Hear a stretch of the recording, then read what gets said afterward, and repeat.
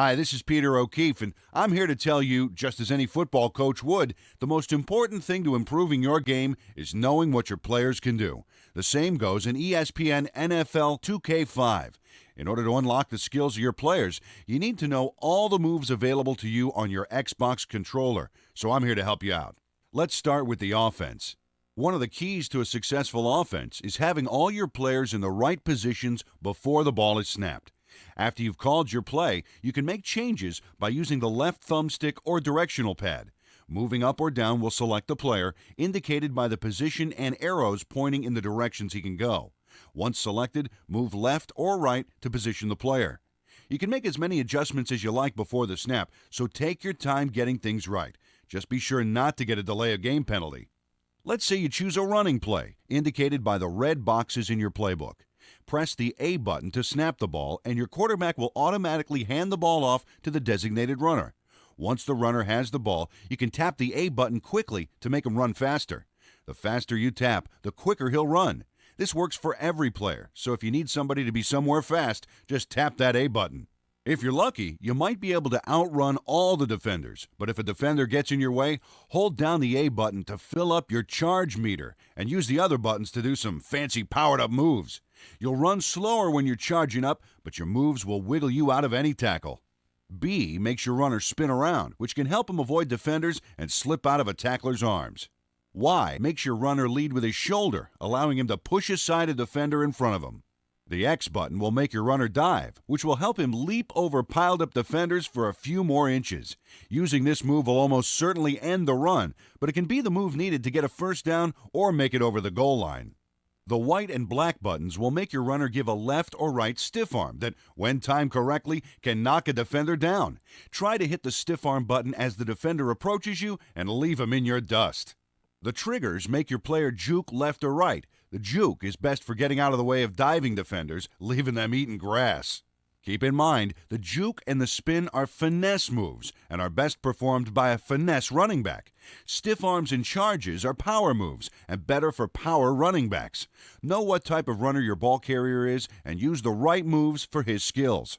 With all these different moves available to your runner, there are even more available by chaining them. When you perform two moves in a row, your runner will chain them together, performing an especially acrobatic stunt that will make him even more difficult to tackle. You can also use the right thumbstick to juke. Each direction will have the ball carrier make a different move, so play around with it and find the moves that work best in the right situations. Even if a defender does reach you, the play isn't over. With our new maximum tackle system, you can wiggle your way out of a tackle by tapping the A button as rapidly as possible. Even if you don't break away, tapping the A button will help your player stumble forward for a few more yards before finishing his run. If you choose a passing play, indicated by the blue boxes in your playbook, these same running controls can be used if you run your quarterback. After dropping back for the pass, pull and hold the right trigger to turn on the running controls. Once you've run past the line of scrimmage, you can release the right trigger and move as if you were a running back. The only difference is that the X button will now act as a quarterback slide instead of a forward dive. Use this slide once the defenders close in on your quarterback to help reduce the chance of him getting injured. Hopefully, you won't have to scramble often, especially if you pick the best routes for your receivers. Each direction on the right thumbstick is assigned to a different route, and by moving the thumbstick in the direction of the route you want, then pressing the button assigned to the receiver, you can change the routes of your players before the snap. By moving down on the thumbstick and selecting a receiver, you can have that receiver stay at the line to provide a pass block. Once the ball is snapped, your quarterback will drop back the distance and direction indicated by the play you chose. Once he's completed the automatic drop, you can use the left thumbstick to further control his movements. Each eligible receiver will be marked by a button that you press to pass the ball to him. If you press and hold, your quarterback will throw a bullet pass that will get to the receiver as quickly as possible. A bullet pass will get to your player faster if defenders are on his tail, but it's more likely to get tipped and demands that your receiver be in the right position. If you tap the button assigned to your chosen receiver, your quarterback will perform a lob pass. A lob pass will sail high and drop down on the receiver's position, preventing your opponents from tipping the pass. Since it takes longer for the ball to reach the receiver, he'll have more time to get into position to catch it, but so will the defenders. A way to draw defenders away from your chosen receiver is to pump fake the ball towards someone else. By tapping a receiver's button twice, your quarterback will make a pump fake in his direction, distracting the defenders. You can then pass the ball to another receiver, taking advantage of the distraction. Maximum passing allows you to lead the pass, so that instead of throwing toward the receiver, you can throw away from him so he keeps moving to reach the ball.